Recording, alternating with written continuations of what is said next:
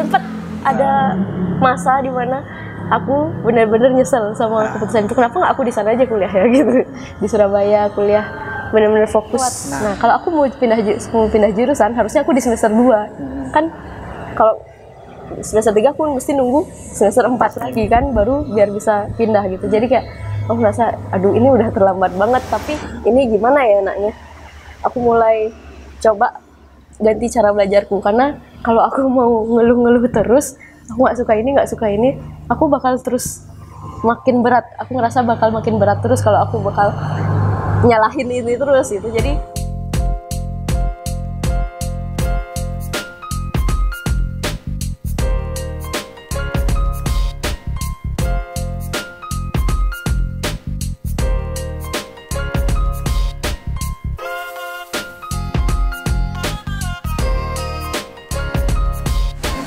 Halo, selamat datang kembali bersama saya Arifin Dharma dari menjadi seorang pasien biasa, channel yang biasa selalu kedatangan tamu yang sangat luar biasa. waduh, padahal masih biasa aja juga nih tamunya.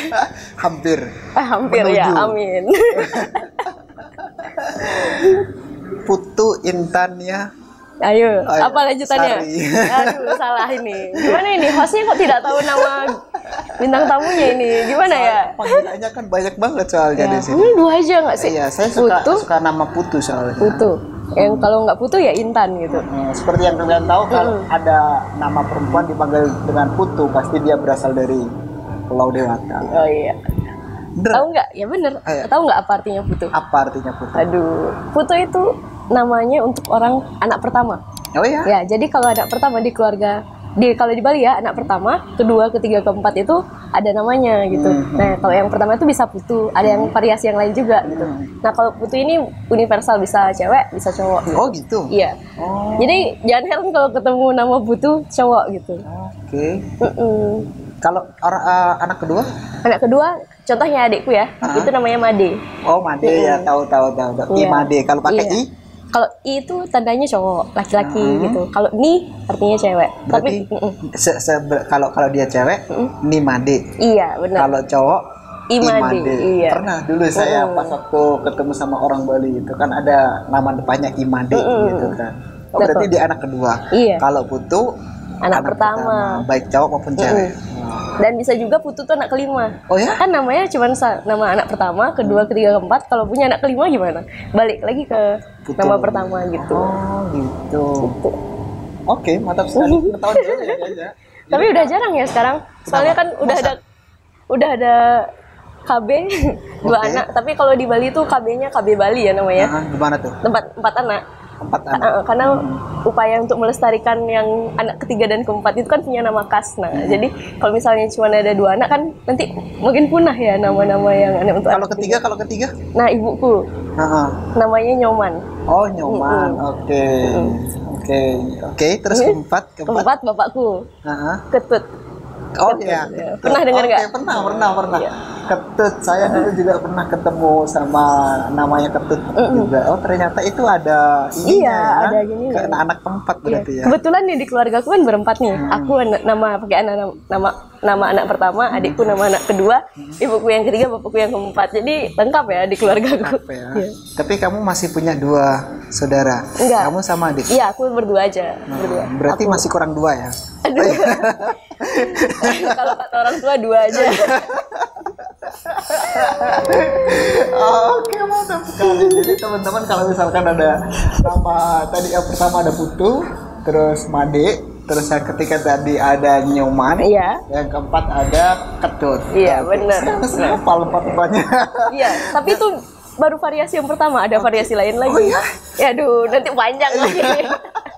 Oke, kita skip dulu untuk yang itu ya. Jadi misalkan nanti kita mau main ke Bali, kalau ada banyak nama seperti itu, ya setidaknya kita udah tahu lah ya. Iya. Suatu saat kita kan mau pergi ke Bali gitu. Aduh. Mampir ke rumahnya Kak Putu untuk apa ya? Minta makan. Cuman itu minta makan ya ke Bali. Oke, dan hari ini kita akan sedikit ngomongin topik yang cukup apa ya? Menjadi keresahan yang mungkin adik-adik kita yang masih mahasiswa gitu. Karena ya kemarin kita sedikit diskusi, ada kejadian yang lucu dan pada akhirnya memberikan sebuah pesan yang sangat luar biasa di ceritanya seorang putu Intan. Dulu katanya lucu ya. Katanya pernah salah jurusan itu. Ngerasa salah jurusan. Itu bener ya, salah jurusan. Emang ada ya salah jurusan itu? Waduh, ini kayaknya sering banget nggak sih dialamin oleh teman-teman kita yang baru, ya misalnya masih SMA, bingung nih, nanti kuliahnya yang ngambil jurusan apa. Terus pas kuliah, baru kepikiran, ini kayaknya nggak cocok deh sama aku jurusannya kayak gitu. Itu pasti sering banget, dan aku juga sering nemuin teman-temanku kayak gitu. Terutama teman-teman yang sepantaran sama aku, sama-sama udah wisuda, baru ngomongin, kayaknya salah jurusan, aduh tapi udah wisuda gitu. Sama kayak aku, tapi case-nya di sini aku nggak ngerasa salah jurusan sampai akhir gitu. Jadi oh ya? Iya, seperti itu. Terus. Nah, awalnya ini kenapa aku bisa salah jurusan? Sebenarnya aku sudah tahu aku mau ngapain dari SMA. Nah, masalahnya adalah di orang tuaku. Nah, aku dari dulu tuh memang pingin masuk jurusan arsitektur. Nah, jadi aku suka, jadi ya intinya yang aku sukain tuh lengkap lah di arsitektur. Nah, tapi dari orang tua itu bilang kayak, ya kamu kan, aku tuh orangnya gampang sakit-sakitan. Itu sama cewek juga kan. Jadi kalau dari orang tua janganlah ngambil jurusan yang berat-berat banget gitu. Kalau di arsitektur kan biasanya ya nyewa studio, bisa tugasnya juga di lapangan, ya tugas-tugasnya begitulah. Jadi kayak gitu kan. Ya, jadi kayak, nah kalau dari orang tua nanti itu kamu kuat nggak sih fisiknya gitu. Jadi dari orang tua memang udah bilang janganlah gitu. Ya udahlah mau gimanain lagi ya, mau diperjuangin pada akhirnya lagi. Akhirnya orang tua direkomendasi untuk masuk. Di orang tua tuh bilang, nah kamu kan kenapa kamu nggak jadi dokter aja gitu. Nah waktu itu kebetulan aku teman sekelas SMA aku tuh banyak banget yang mau jadi dokter. Jadi kayak aku dari dulu juga sebenarnya sama sekali nggak pernah kepikiran buat jadi dokter, walaupun itu ya biasalah anak-anak mungkin kalau masih kecil mau jadi apa, mau jadi dokter itu biasa banget. Apalagi kalau di lingkunganku ya teman-teman, itu banyak banget temanku yang ingin jadi dokter, ditambah lagi teman-teman ibuku tuh banyak banget dokter. Jadi kayak dorongannya untuk dorongannya tuh kuat banget, walaupun dari keluarga sebenarnya nggak terlalu sih, nggak ada background kesehatan itu nggak terlalu kuat ya kalau di keluarga, tapi dari lingkungan itu udah benar-benar kok kamu nggak jadi dokter aja gitu.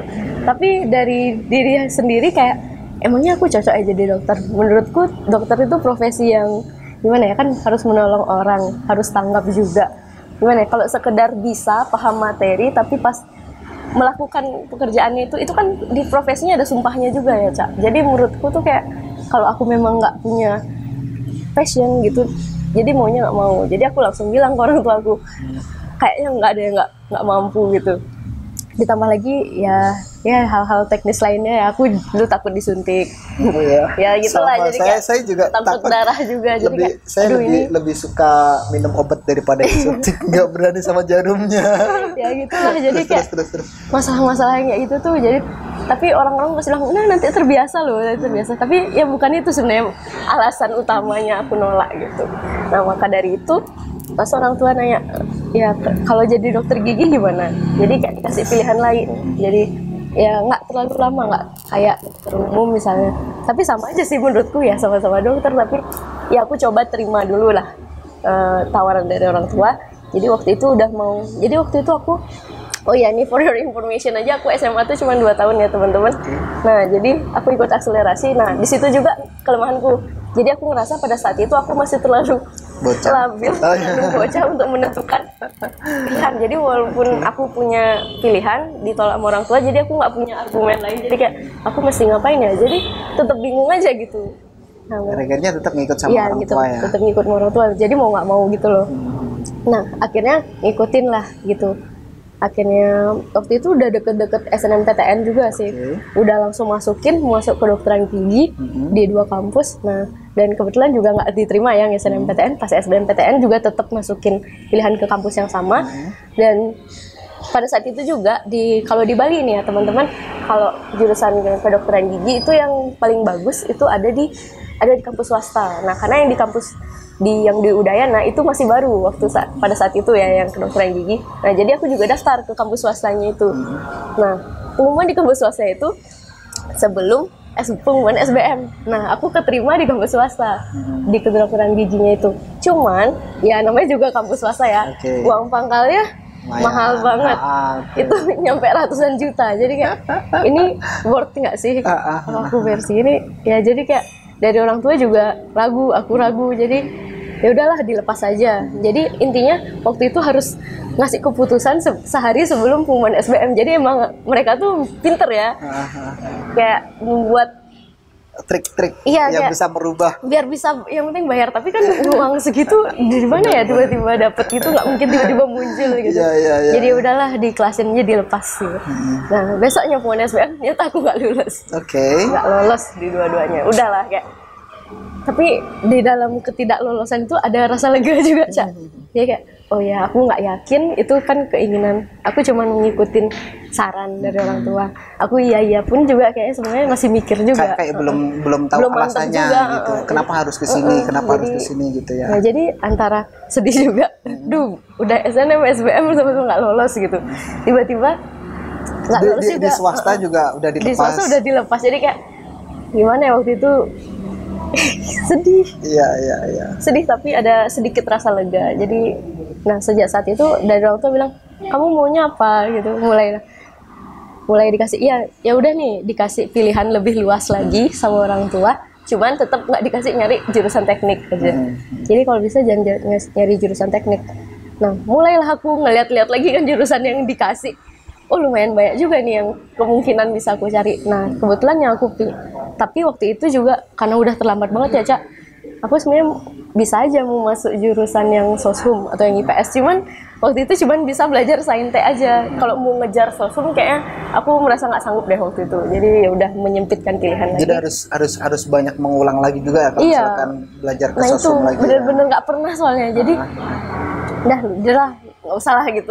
Udahlah aku menyerah aja. Pokoknya cari yang jurusan yang IPA lah, yang saintek aja. Tapi waktu itu kamu sempat gap year atau langsung kuliah? Aku langsung kuliah. Jadi aku nyoba mandiri waktu itu. Waktu itu kan banyak ya, di beberapa kampus kan mandirinya beda-beda tanggalnya. Langsung nyoba di beberapa tempat gitu. Ada yang pakai rapot, ada yang pakai nilai apa? Waktu itu nilai SBM juga dipakai, cuman kan waktu itu nilai SBM kita nggak tahu ya. Cuman mungkin mereka dari pihak kampus tuh ada. Jadi tinggal daftar. Lumayan berapa duit ya tuh habis karena aku daftar ke beberapa kampus, daftar mandiri itu kan nggak sedikit banget ya. Nah, gitu. Jadi itulah perjuangan. Padahal pas daftar itu pun milih jurusannya tuh kayak ya udahlah gitu. Ini apa ya? Ya udah ini kayaknya menarik tanpa adanya riset yang mendalam. Gitu. Nggak random banget sih sebenarnya. Ada kepikiran cuman kayaknya bagus, cuman segitu aja. Feeling aja ini kayak menarik nih. Menarik gitu. Kayak pandangan pertama menarik nih, padahal belum tentu. Padahal apa sih ini gitu. Nah, akhirnya ikut tes, ada yang ada tes, ada yang nggak ada tes. Nah, waktu itu aku yang ada tes itu berapa ya? Pokoknya di UB sama di Udayana gitu. Nah, waktu itu kan ke Brawijaya. Nah, mesti ke sana kan. Sana sama beberapa teman-teman yang memang belum dapat juga. Nah, di sana kebetulan entah kenapa lolos. Entah kenapa. Nggak tahu nih. Jadi pengumuman lolos di Brawijaya itu rasanya sebelum aku ujian mandiri di UNUD. Jadi kayak udah ogah-ogahan waktu itu sebenarnya ujian mandiri. Nah waktu itu kebetulan waktu di Brawijaya itu aku keterima di jurusan bioteknologi. Nah waktu itu aku juga mikir ini apa sih? kamu dulunya milih. Iya makanya kayak orang tua juga nanya gitu. Nah waktu itu senengnya bukan main Cak, kan gimana ya rasanya ditolak. Udah berapa mandiri juga yang nolak. Akhirnya ada satu yang nerima gitu. Ya. Oh gini toh rasanya diterima. Ini pertama kali ngeliat hijau. Kan login pakai nama, kemarin merah. Ini tiba-tiba hijau kayak, gini ya rasanya gitu. Seneng aja tiba-tiba. Walaupun sebenarnya ini apaan sih? Aduh itu pengalaman. Masih senengnya itu diterima ya? Diterima, tapi ini apa ya? Udahlah, jadi gitu. Udah mulai cari-cari dikit. Oh gitu. Tapi akhirnya masukin itu mikir juga awalnya gini Cak, bioteknologi. Setelah aku baca-baca oh menarik juga, jadi aku bukannya tertarik banget, tapi bolehlah dicoba gitu. Jadi aku ya udah fine aja. Udah mulai waktu itu lumayan. Kalau di Bali ya anak-anak perantauan itu kan punya perkumpulan gitu ya. Jadi aku udah masuk di Bali ke UB gitu. Nah di situ udah ada perkumpulan juga, ada gatheringnya juga. Aku udah ikut, udah mulai nyari kos. Kebetulan teman-temanku tuh lumayan banyak yang dapat di UB yang dari teman SMA. Jadi udah kayak kontak-kontakan gitu, kalian mau kos di mana gitu, sama-sama gitu lah gitu. Udah mulai itu. Terus aku nanya ke orang tua, nanti yang ini yang di UNUT gimana? Ya udah tes aja, ya udah. Waktu itu oh ya udah disuruh tes, ya udah tes gitu. Tetap belajar.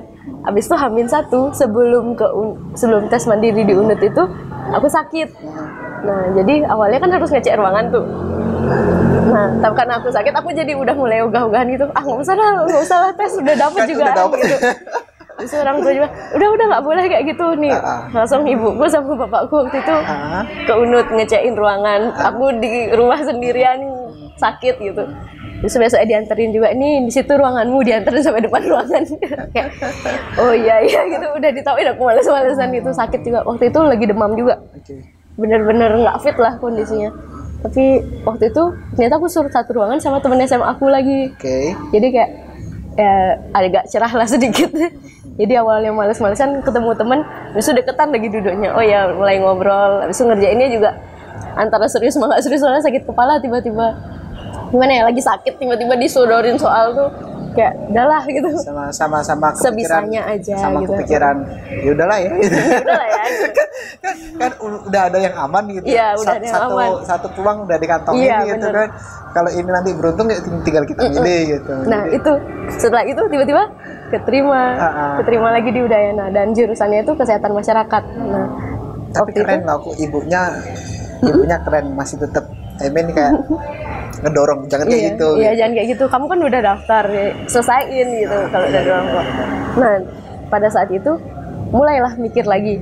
Nah, sebelum itu ada lagi sebenarnya. Ini kan dua nih. Iya, ada lagi satu. Aku daftar di kampus swasta, teman-teman. Jadi waktu itu berarti yang UB udah hijau. UB udah itu diterima. Ada nih lagi satu sama kampus swasta, aku hampir lupa. Karena waktu itu jadi kayak aku dulu tuh, bukan dulu sih, sampai sekarang. Aku tuh suka gambar. Aku suka gambar-gambar baju gitu. Jadi aku nanya deh ke ada kakakku waktu itu punya pacar kuliah di Universitas Ciputra. Nah di situ aku nanya-nanya ada jurusan fashion design gitu. Nah jadi aku tertarik gitu nanya-nanya. Yaudah aku coba apply aja sana, kan kalau swasta ya tinggal apply, nanti tunggu ya apply-nya tuh by email juga, nanti di email balik gitu. Ternyata pas sudah punya pilihan itu tiba-tiba di email. Di email balik langsung dikasih jadwal tes di Surabaya gitu. Aduh. Tapi aku lupa deh ini timelinenya pas kapan ya, di antara pas aku udah keterima UNUT atau keterima UNUT. Jadi aku agak lupa nih timelinenya. Tapi sempat datang untuk tes juga di Ciputra. Udah ada tiketnya tapi nggak sampai datang. Nah makanya aku agak lupa nih sebenarnya ini sebelum aku diterima yang mana ya gitu. Kamu juga kayak gini. Kalau arsitek itu kan juga sama kan, kurang lebih ngegambar kan dia ya. Jadi ngerancang kan. Kalau di fashion design itu dia kan juga ngerancang juga kan. Cuman kalau di arsitek rancangnya bangunan.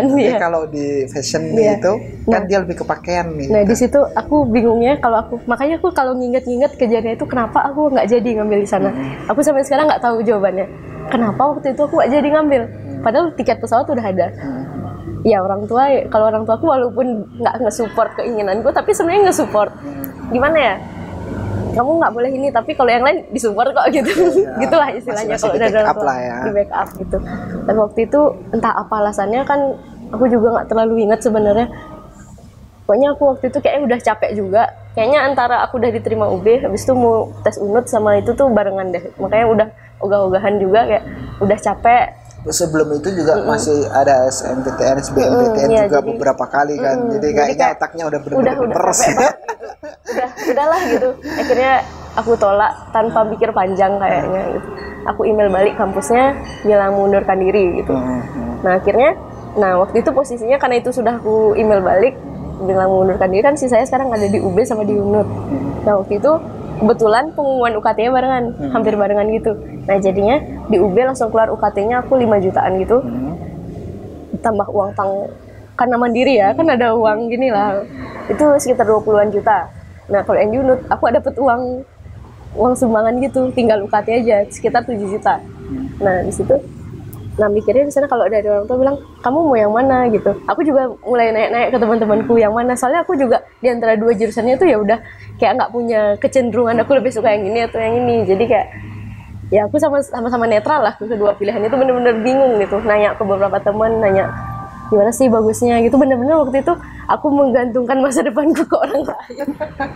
Padahal itu sebenarnya yang ngejalinin kan aku, tapi iya, benar-benar. tapi kok aku bisa-bisanya nanyanya itu ke orang lain gitu. Ya karena mungkin belum sadar Belum kali ya. sadar, itu masih ya gimana ya, masih 17 tahun ya rasanya waktu itu.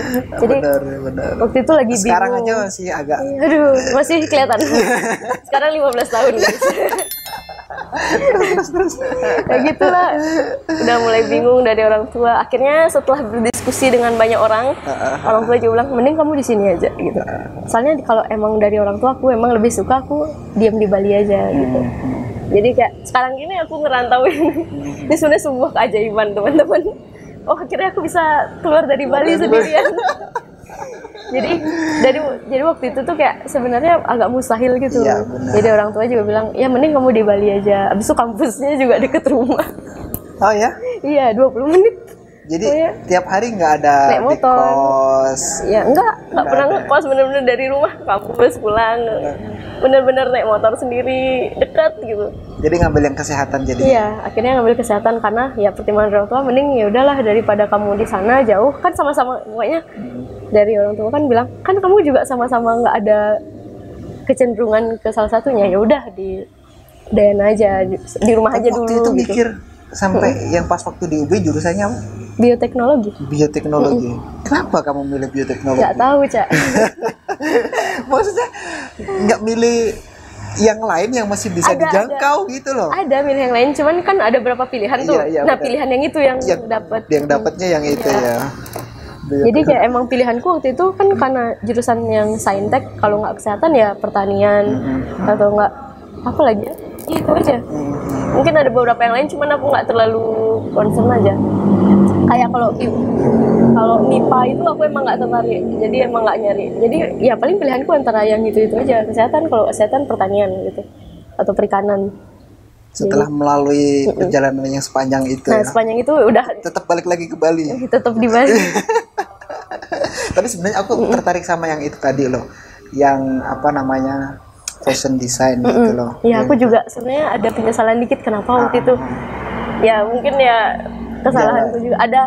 Sempat ada masa di mana aku benar-benar nyesel sama keputusan itu. Kenapa nggak aku di sana aja kuliah ya gitu, di Surabaya kuliah benar-benar fokus. Nah kan ngerasa kayak nggak ngejalanin sesuai apa yang kamu inginin gitu kan ya, selama berapa tahun? Panjang juga nyelesainnya? 4 tahun. 4 tahun ya? 3 tahun 10 bulan, 4 tahun lah. Gitu soalnya di ijazahnya gitu. 3 tahun. Iya beneran 3 tahun 10 bulan tulisannya. Kan ya 4 tahun sih sebenarnya cuman kayak gitu. Nah, itu kan waktu yang lama ya? Iya. Begitu loh.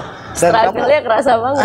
Kamu nggak ngejalanin sebagai dirimu gitu. Beda kalau misalkan kita suka ngerjain apa yang menjadi minat kita, itu kan secapek dan seberat apapun kita ngerasa ya enak gitu. Tapi seringan apapun kalau itu kayak seakan-akan kita nggak terlalu ada di situ, ya lumayan capek gitu. Nah, ngerasa gitu juga. Ngerasa banget itu. Nah ini aku ngerasain dua-duanya yang Cak Ipin tadi bilang itu. Yang pertama pada saat aku di awal semester 1 nih terutama, kayak ya semester 1 masih pengenalan lah. Aku ngerasa ya aku sebenarnya kurang sreg juga sama jurusannya, tapi ya masih gampang gitu. Ya ini gampang lah di awal-awal lah, namanya juga semester 1. Udah biasa aja. Udah mulai semester 2, aduh apa ini ya gitu. Udah semester 2 itu udah mulai, sama aku juga waktu itu ikut organisasi. Jadi ya walaupun sebenarnya ya jurusannya kurang sreg, tapi mulai mencari kegiatan-kegiatan lain yang membuat betah gitu lah istilahnya. Sambil organisasi sambil kuliah juga lumayan aktif waktu itu. Nah pas semester 2 udah mulai struggle. Semester 3 ini kerasa banget. Nah kebetulan nih di website kampus itu kan ada ya statistik IPK gitu, statistik nilai itu. Pokoknya bisa dilihat semester 1, semester 2, semester 3 tuh gini. Gitu. Ya pasti bener-bener ada jurang gitu loh. Karena di situ udah mulai benar-benar kerasa jurusannya itu kesehatan masyarakatnya itu kelihatan aku nggak sukanya. Yang kemarin-kemarin tuh kayak masih ya udahlah nggak suka tapi masih bisa aku bisa di-enjoy aja gitu. Udah mulai jatuh itu mulailah kerasa aduh ini aku merasa kesempatanku udah lewat. Nah kalau aku mau pindah jurusan harusnya aku di semester 2 kan. Kalau semester 3 aku mesti nunggu semester 4 lagi kan baru biar bisa pindah gitu. Jadi kayak aku merasa aduh ini udah terlambat banget, tapi gimana ya udah waktu itu bener-bener bingung, udah turun anjlok gitu, udah mau gimana lagi ya gitu. Aku nyeselnya juga waktu semester 2 itu. Nah sebenarnya habis semester 1 tuh aku mau SBM lagi, itulah istilahnya, mau SBM lagi. Cuman entah kenapa waktu itu karena sibuk organisasi, jadi aku lupa, jadi keasikan di kegiatan lain di kampus, jadi totalnya udah semester 2. Terus tuh, lah kok aku udah semester 3 gitu. Nah tiba-tiba anjlok ya. Kok tiba-tiba susah gitu. Terus. Aduh, mulailah ya. Akhirnya, tapi untungnya seanjlok-anjloknya tuh ya nggak ada ngulang sih. Ya, maksudnya anjlok tapi dari hasil yang biasanya kamu ya, dapat jadi gitu kan. Dari sebenarnya itu nggak jelek-jelek banget sih sebenarnya, cuman menurut standarku itu jelek banget gitu. Apalagi kelihatan dari statistiknya itu kayak ya ada jurang gitu. Nah akhirnya sejak saat itu aku mulai mikir ini gimana ya enaknya. Aku mulai coba ganti cara belajarku, karena kalau aku mau ngeluh-ngeluh terus, aku nggak suka ini, aku bakal terus makin berat. Aku ngerasa bakal makin berat terus kalau aku bakal nyalahin ini terus gitu. Jadi ya udah aku cari di mana kelemahanku gitu, fokus ke kelemahanku. Nah kesehatan masyarakat itu teman-teman ada gini, luas banget ya gininya ilmunya, jadi kayak ada 8 cabang gitu loh. Nih, tadi 9 jadi 8 cabang. Nah di antara 8 cabang itu ada nih 2 yang aku nggak suka banget. Nah tapi yang lagi 1 tuh ya masih bisa lah dipelajarin. Lagi 1 nih bener-bener aku ini apaan sih gitu. Jadi aku ya udah aku fokus ke sana gitu. Aku udah mikirin. Jadi malah mempelajari yang kamu susah. Jadi memang metode belajar orang itu beda-beda, dan metode belajarmu itu dengan melihat kamu ada kesulitan malah kamu tertantang di situ gitu ya. Jadi lebih ke kesel aja sih, Cak. Kok bisa-bisanya kayak gini? Jadi aku nggak terima. Jadi aku harus balas dendam. Lebih ke situ sih. Soalnya kan banyak orang yang menganggap bahwasanya kalau kamu nggak bisa di bidang itu ya udah gitu. Itu standarin aja gitu. Kamu fokus ke apa yang kamu bisa gitu. Kamu malah kebalikannya gitu. Nah sebenarnya aku juga awalnya mau kayak gitu. Jadi nggak salah. Ya aku kan punya keahlian yang ini, jadi ya udahlah nggak usah terlalu dipikirin lah itu. Tapi waktu itu aku agak kesel aja, kayak aku mau nunjukin ke diriku sendiri kalau aku bisa, walaupun sebenarnya itu yang aku nggak suka, yang kemarin itu. Jadi intinya kalau mata kuliah bidangnya itu aku pernah dapet A, paling B+, gitu. Jadi aku kayak ini harus dapet A ini. Jadi itu janjiku. Nah, finally ya ternyata gampang. Aku mikir sekeras apa itu kamu ngalokasiin waktu? Enggak, sebenarnya kalau dibilang keras enggak keras banget juga, kayak lebih perhatian aja. Kayak jadi, ada ngasih perhatian sedikit lebih daripada. Nah, jadi biasanya kalau aku nggak suka itu kayak apa sih? Jadi kayak sekilas. Jadi aku benar-benar menurut pandanganmu sendiri gitu. Kan banyak kita yang menerapkan kalau kamu nggak terlalu suka ya udah nggak usah terlalu diperdalam gitu kan. Dan kita banyak menerapkan itu. Kalau dari opinimu sendiri? Sebenarnya aku juga setuju sih sama itu. Jadi setiap orang kan punya keahliannya masing-masing gitu. Jadi kalau misalnya ingin fokus ke keahlian teman-teman atau ke passion, ya itu kan boleh banget ya. Jadi nggak ada salahnya. Setiap orang kan punya gimana ya, ada spesialis, ada generalis gitu. Spesialis berarti dia fokus ke satu bidang. Kalau generalis ya ke banyak bidang tapi nggak terlalu mendalam gitu. Nah jadi menurutku ya itu pilihan teman-teman mau jadi seorang generalis atau menjadi seorang spesialis gitu. Nah waktu itu sebenarnya aku tipe orangnya generalis. Jadi aku ngerasa aku tidak punya keahlian di satu bidang. Jadi kalau aku bilang aku nggak punya bakat loh, nggak punya keahlian, itu aku serius ya teman-teman. Jadi aku gimana ya, kalau dibilang bisa ini sebenarnya enggak gitu, nggak terlalu dalam-dalam banget. Jadi intinya aku loncat-loncat di banyak bidang tapi nggak terlalu banyak bidang juga sih. Tapi maksudnya, kamu enjoy dengan karaktermu yang seperti itu nggak? Awalnya sih kamu udah sadar berarti udah sadar kamu pada dari SMA kamu adalah orang yang generalis gitu. Dari SMA aku udah sadar itu. Nah waktu SMA itu aku ngerasa teman-temanku ada yang pinter banget biologi, ada yang pinter banget kimia. Tapi kamu pinter semuanya betul. Tunggu dulu, di sini case-nya. Ya mereka kan gini masalahnya itu. biologi, mereka pinter di biologi, ada yang pinter di matematika gitu, ada yang pinter di fisika ya. Tapi kamu semuanya bagus. Enggak, bener serius enggak. Jadi kalau dibandingin orang teman-temanku yang spesialis itu kan mereka spesialis nih jatuhnya. Mereka tuh luar biasa banget. Jadi aku tuh nggak ada apa-apanya. Jadi aku bisa dibilang bisa doang, nggak ahli gitu. Jadi di situ aku nyadar ya udahlah, yang penting bisa aja semuanya, nggak usah lah pinter-pinter banget gitu. Tapi menurutmu ada ini nggak antara dua poin itu, kalau melihat positifnya gimana? Soalnya kadang gini, aku juga mungkin bisa mengatakan sedikit orang yang generalis karena rata-rata semuanya cukup bisa aja, nggak sampai spesifik bisanya apa gitu, sampai dalam itu nggak terlalu gitu. Cuman kadang kan timbul apa namanya pertanyaan-pertanyaan. Ini aku bisa apa sih? Nah, aku sangat pernah merasa. Jadi awalnya pernah ngerasain itu dan pernah ngomong ke orang tua juga sih, waktu itu masih SMA. Jadi aku tipenya ke orang tua tuh terbuka. Jadi aku ngerasain apa aja aku cerita. Misalnya aku suka sama orang, aku cerita. Jadi benar-benar cerita semuanya gitu ke orang tua. Nah, pas aku cerita itu ngerasa nggak punya keahlian gitu. Orang tua tuh ternyata orang tua aku udah nyadar, ya kamu kan emang gitu bisa banyak hal tapi bukan ahlinya gitu. Oh iya juga gitu. Setelah saat itu mulai ngerasa kayak ya sebenarnya nggak apa-apa ya sih gitu. Jadi selama itu nggak mengganggu, ya walaupun aku kalau dibandingin ke orang yang benar-benar fokus ke suatu bidang, ya aku memang bukan apa-apa ya, tapi menurutku berguna juga sih. Jadi walaupun sebenarnya aku juga dibilang generalis, tapi bidang yang aku kuasain sebenarnya nggak banyak-banyak banget, tapi menurutku ya intinya aku sudah menerima aku kayak gini gitu dari dulu. Jadi intinya aku ya udah aku kayak gini, aku yang penting tahu aja gimana. Tetap nanti pada akhirnya kita semuanya memiliki value dan kita harus yakin kalau kita bisa berguna dengan orang yang seperti itu. Maksudnya kayak kita nggak harus sendiri sama orang yang punya keahlian lebih di bidang spesifik yang mereka tekuni. Kita menjadi seorang generalis pun kita bisa berguna sesuai kapasitas kita. Nah di situ aku sadar kalau ya sebenarnya ada untungnya juga. Jadi janganlah dilihat kita dibandingin kita sama seorang spesialis gitu, karena kita kan generalis gitu.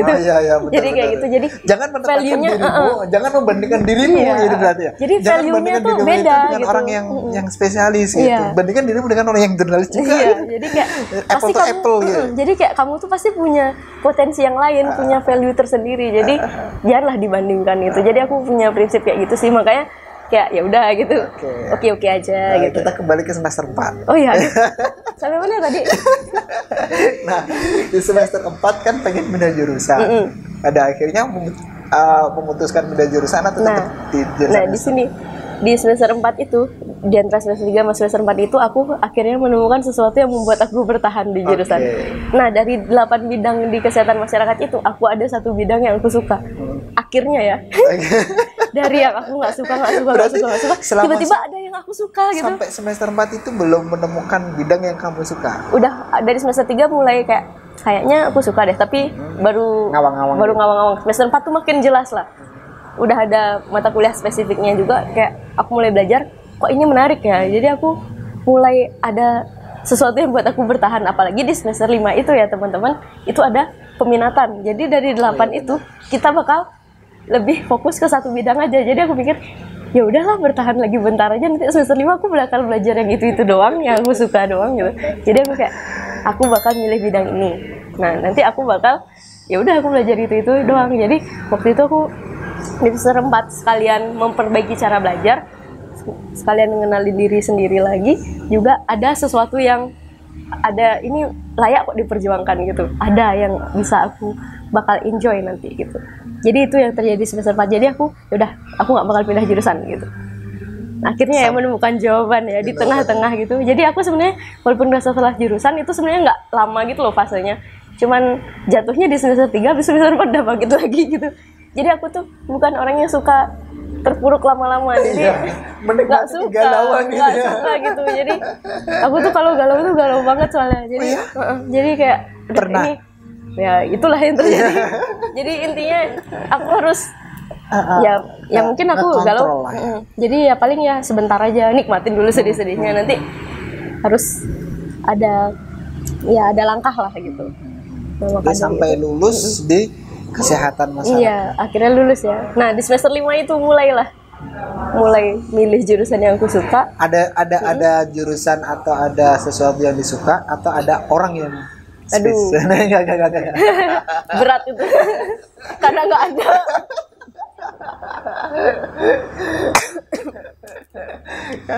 Nggak ada yang bisa diceritakan gitu. Aduh sedih itu.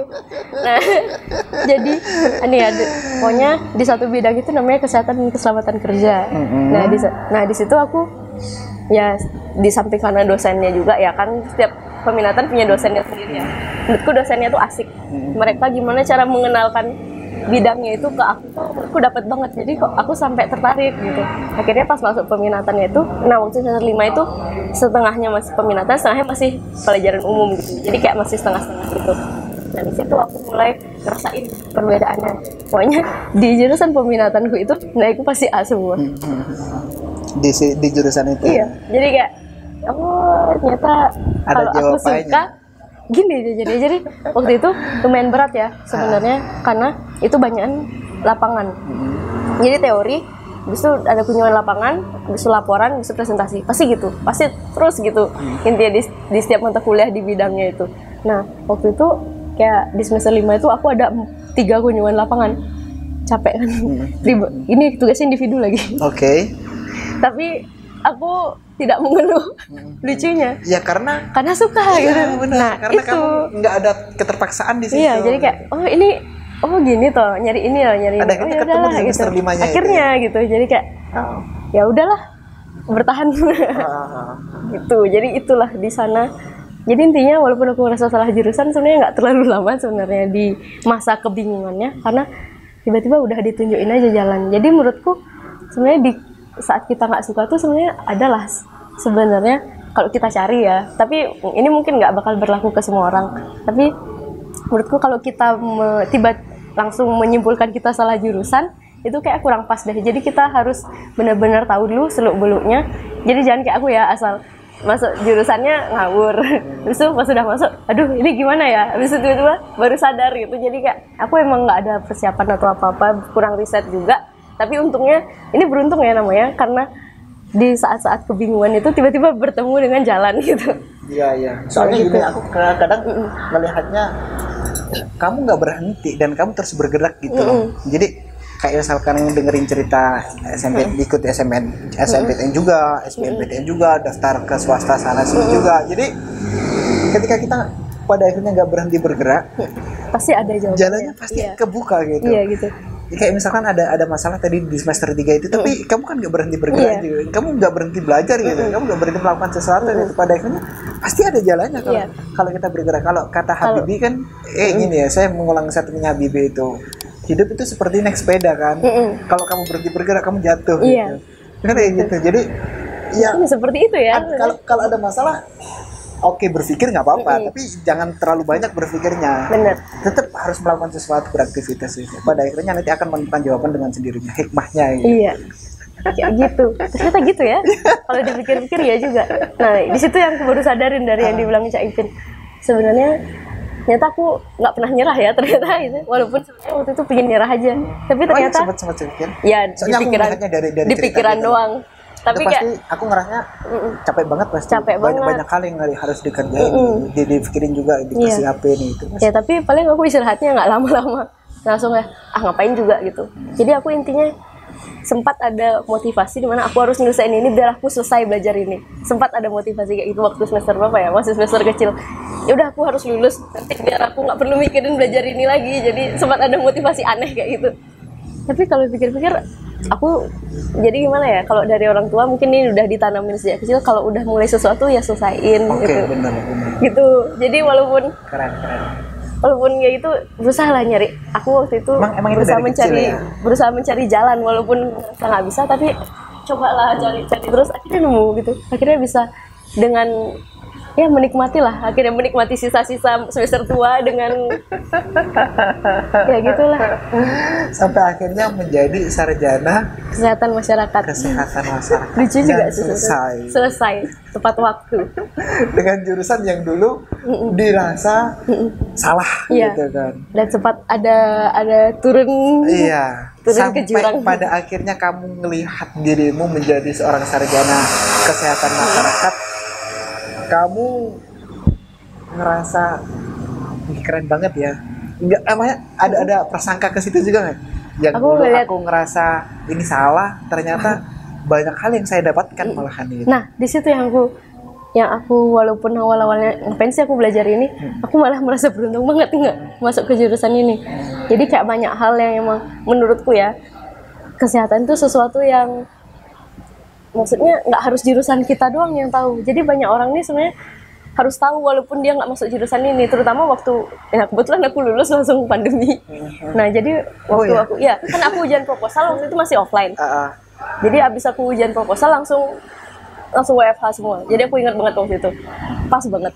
Jadi waktu di situ mulailah, karena kita di situasi pandemi muncul lah kayak pokoknya ilmu-ilmu yang aku udah pernah pelajari itu tiba-tiba menjadi sesuatu hal yang biasa banget. Wow, keren Iya kan? banget. Jadi kayak keluar di waktu yang tepat. Iya. Tapi ya susah nyari kerja ya waktu itu. Iya. Cuman masalahnya situ aja. Cuman Sebenarnya banyak kayak apa ya?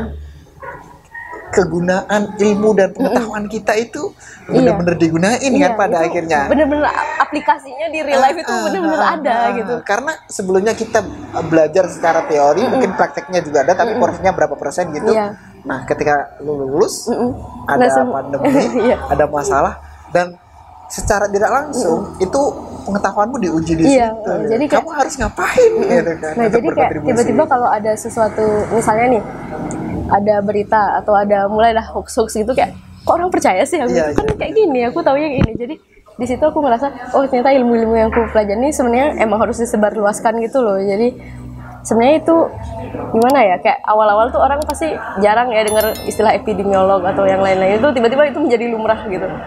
Jadi intinya kayak oh sebenarnya yang aku pelajarin itu orang-orang tuh harus tahu. Jadi itu bukan sesuatu ilmu yang eksklusif untuk orang-orang yang belajar kesehatan masyarakat aja.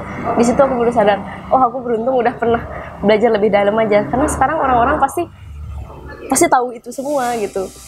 Jadi kayak gimana ya istilahnya? Gimana ya bilangnya? Kayak oh ternyata ini aplikasinya seperti ini kalau di real life. Jadi gimana ya, semester 1 aku sempat belajar tentang pandemi. Jadi kayak pandemi-pandemi yang ada di karena seluruh dunia. Dulu juga pas waktu sebelum-sebelumnya pernah bertanya juga, aku ngapain belajar ini ya kan? Iya. Wah, akhirnya kejawab kan? Iya, aku kejawab kan? di soalnya waktu itu pandemi kan udah terjadi, yang terakhir itu udah lama banget. Tiba-tiba oh gitu toh. Oh ya serem. Sekarang kejadian gitu. Kalau ngomong ke teman-teman ya gitulah. Padahal baru aja kita belajar ya gitu. Tentunya kejadian gitu. Oke, mungkin untuk selanjutnya kira-kira apa sih kalau misalkan ada hari ini teman-teman kita yang masih ngerasa kejebak sama jurusan yang salah gitu? Gimana ya? Kalau dari pengalamanku ya teman-teman, jadi jangan menyerah kalau menurutku. Walaupun teman-teman ngerasa ini aku nggak cocok banget, nggak banget di jurusan ini, tapi coba deh jangan langsung menyimpulkan kalau itu bukan salah jurusan gitu. Jadi coba dieksplor lebih dikit, lebih dikenal. Biasanya sih kita merasa salah jurusan karena kita nggak kenal nggak sih? Jadi coba deh.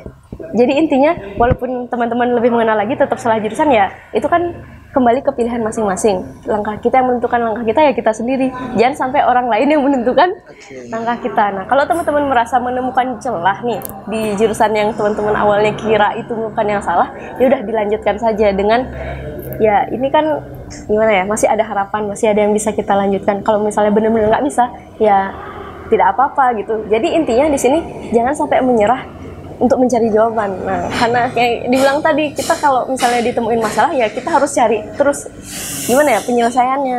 Jadi jangan sampai kita berhenti dan menyerah gara-gara suatu masalah gitu. Nah, kalau yang dari aku alamin itu, aku nggak bakal pernah berhenti karena aku ngerasa tertantang itu sama diri sendiri. Aku ngerasa kalau aku nyerah, aku kok bisa-bisanya nyerah sih gitu. Jadi intinya kalau teman-teman menemukan masalah itu, coba deh dicari lebih dalam lagi gimana itu permasalahannya, apakah benar-benar salah jurusan atau sebenarnya itu cuman karena belum kenal aja gitu. Kalau misalnya belum kenal aja kan masih banyak nih waktu untuk lebih mengeksplor, untuk lebih mengenal lagi sebenarnya apa sih yang kita takutkan itu, apakah itu benar-benar sesuatu yang nggak cocok sama kita atau emang kitanya aja yang belum kenal gitu. Jadi pilihannya itu balik lagi ke teman-teman masing-masing. Nah, apalagi ini kan case-nya udah salah ya, udah terlanjur. Tapi lebih baik lagi nih kalau teman-teman dari awal itu sudah tahu apa sih yang teman-teman pinginin, dan ingat untuk diskusi dengan orang tua juga.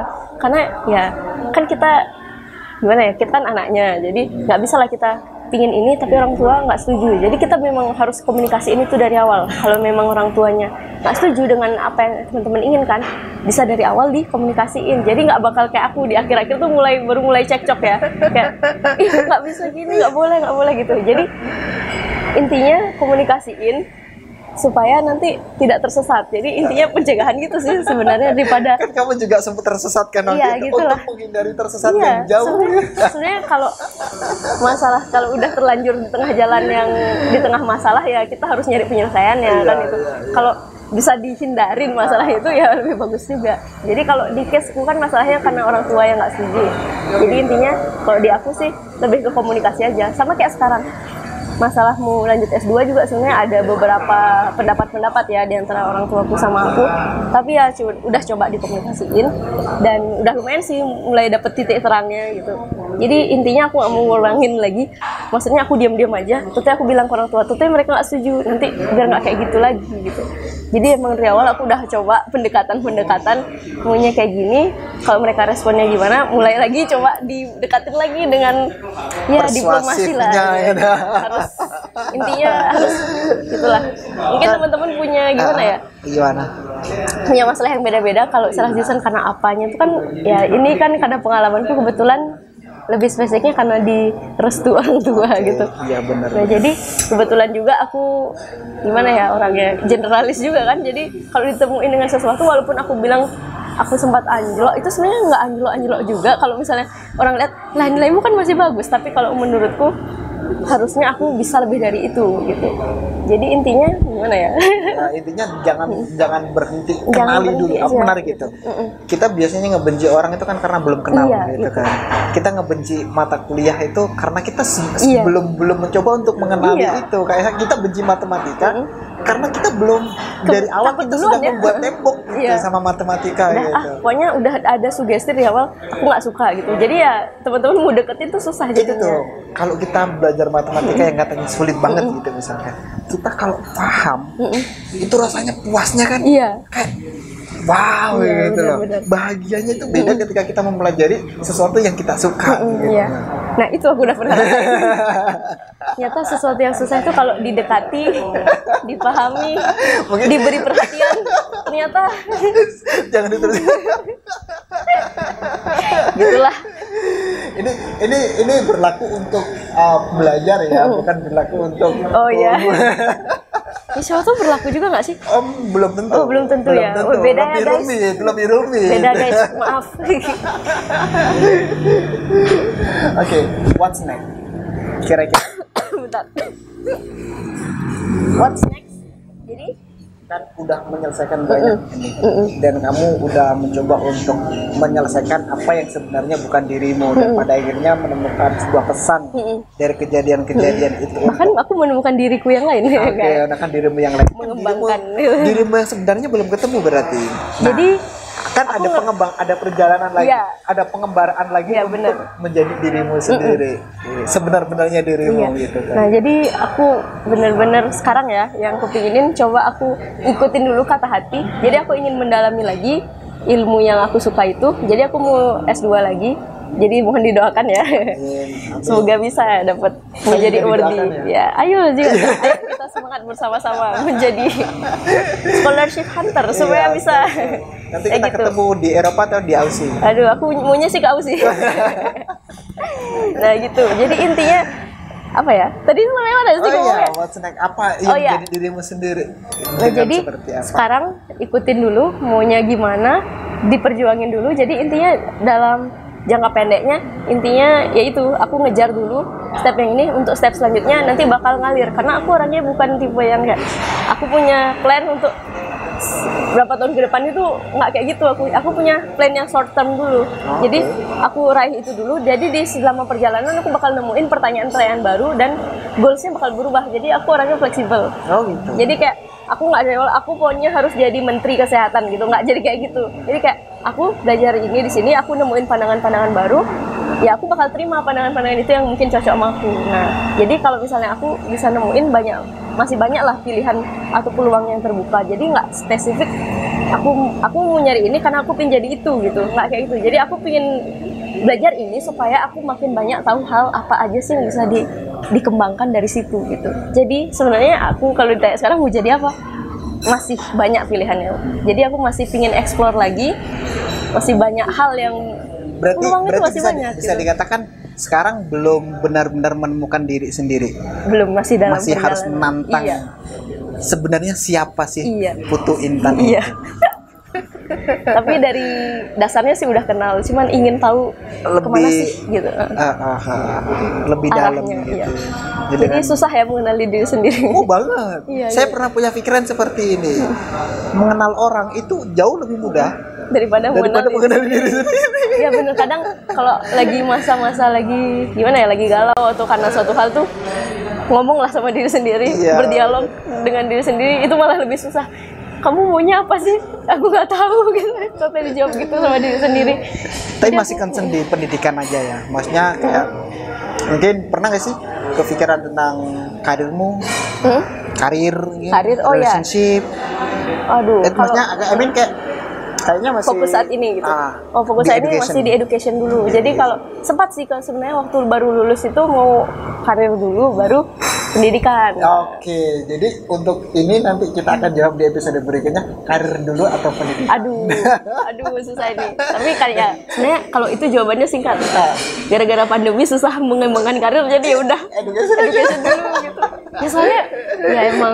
Tapi nanti itu bakal panjang banget sih. Hari ini kayak misalkan yang selalu membuat masalah dalam emosional kita itu kan sebuah pertanyaan karir. Kalau kita udah berkarir, karirnya nggak naik-naik, kita ngeluh lagi. Terus nanti kalau education kita nggak mungkin nggak seperti teman-teman kita yang udah berkarir. Nanti setelah kita lulus dari misalkan gelar master, gelar doktor gitu, kita mau ngapain gitu kan?